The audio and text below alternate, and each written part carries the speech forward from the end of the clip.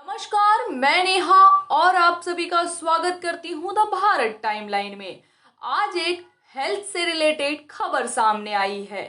Gambia में 66 बच्चों की मौत पर WHO के अलर्ट के बाद भारत ने 4 कफ सिरप की जांच की है।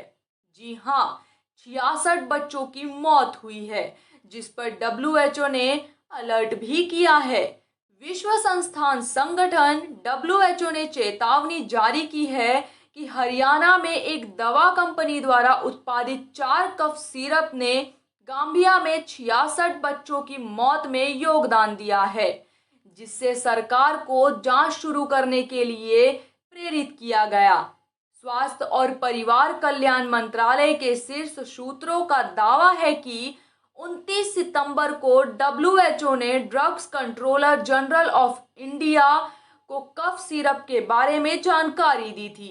सूत्रों के अनुसार केंद्रीय औषधि मानक नियंत्रण संगठन ने तुरंत इस मुद्दे को हरियाणा नियामक संस्थान के सामने लाया और गहन जांच शुरू की है। आगे इस खबर में क्या होता है, यह देखने और सुनने के लिए आप सभी हमारे साथ जुड़े रहिए और देखते रहिए द भारत टाइमलाइन। नमस्कार।